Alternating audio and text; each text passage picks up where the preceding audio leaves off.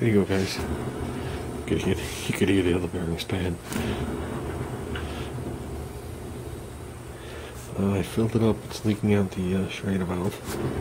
So, but at least I can roll this thing around now, and I could do mock-up, because this is what the wheel's going to be.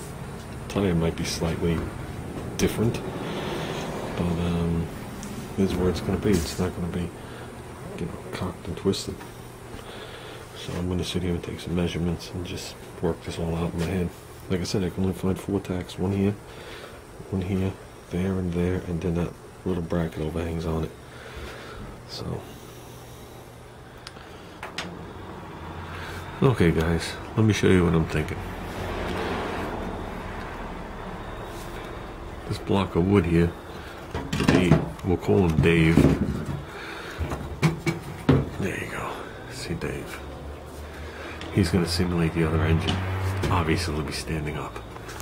But what I'm thinking is if we come off the top of the rear sprocket, okay, and obviously this shaft is going to be sticking out here.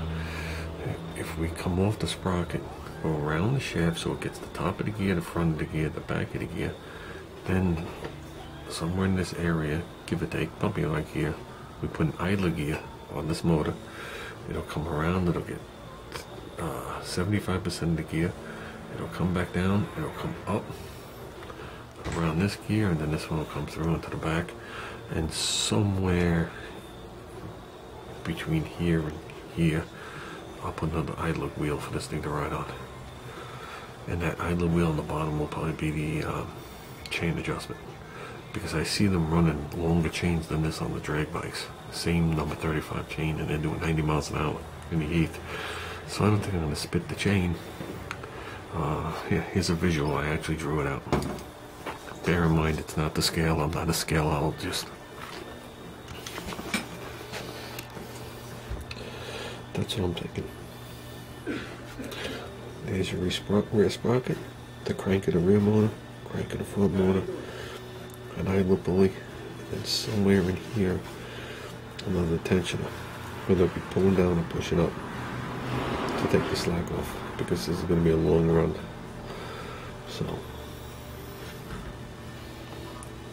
and if I do it like that, these will be independent clutches, so when this thing's running, it'll idle as 2 different motors. It's not until they engage that they become one, and that's the way my 2-engine go-kart did it. It actually sounds pretty cool too. It sounds different than a 2-cylinder, and at that point I would go with carburetors like this. I would just come out of, I'd make a flange, come out at like a 45, obviously on the other side of the engine, and I have a pair of carburetors, one for this one and one for that one, and I'll cable them up together so they, you know, they work together. So let's see what we got. Let's see what happens. We'll spin the sprocket. I don't know how that got there. So we're going to come off the sprocket, around the crank, 3/4 of the way, idler pulley, up, around, and then down. Sounds like a lot, but it's really not a lot of chain. And it just looks like more than it is. So most of it's going to be short little runs in between gears. And like I said, this coming down, whatever it's going to go through the plate is going to be another gear. Drawing it like this, it just seems like such a short run. But you know, this space is a little wider, so I will get a gear, maybe like in here. You know what I mean? Maybe I'll, maybe I'll get a pillar block or something like that with an idler gear, and I'll put it on the slide, something, and just move it back to tighten it, move it forward to loosen it. And this way I can mount this motor where I want, engine, I can mount this engine where I want. Okay, I don't have to, I was going to originally gear these two together, and then I would have to adjust that, and then adjust the back chain. And the other problem with gearing them together is I could slip a sprocket here and one on the corresponding engine, pick whatever amount of teeth it is, match them, and it'd be 1-to-1. I could fire it up as one engine. Then I would be running one clutch from here in the back motor. The clutch would have to be flipped so the cog was on the outside. I'd have to lengthen this, which is no big deal. You get a piece of 5/8 stock, bore a nice tight hole through it, and put it on there, and it'll help support the nose of the clutch, because the keyway goes all the way to the back of the clutch and the Allen keys are back here, so that wouldn't be an issue. But then that's not going to line up with this. Mini bikes, the clutch have to be backwards from the line up. So then somewhere in here I'd have to sneak a jack shaft, and I'd have to go to the jack shaft. So now there'd be one chain, a chain to the jack shaft, a second cog going to here, and there'd be like a, you know, there'd be chains everywhere. I think simple is better. This way you can actually run it on one motor if you have to, in case something goes awry, which it most likely will. And I think that'll be pretty cool. And then this way I don't have to run a single intake on them, and I don't have to make the motors rigid to each other, because I would have had to put some kind of stay connecting them so they didn't vibrate even a little bit. It would have caused havoc in the intake manifold. So I'd rather just run two independent carburetors. Which you see them online, you might as well just go right for the Harbor Freight 6.5 horsepower carburetors. People take them off as soon as they buy the motors, so they can make performance out of them. And I think a 6.5 horse carb will flow enough for a 3.5 horse. So, and I think that's going to be the way to go. So, the thing to do is to make sure, is to grab a clutch, which I have them, and make sure that when I slip a clutch on my engines, that they are in line with the sprocket. Because I really don't have any shimming room. Not like the other one. The other mini bike, these are part of the wheel. There's big spaces, and I made them to what I needed. These are part of the wheel. The most I could shim is like 1/4 of an inch.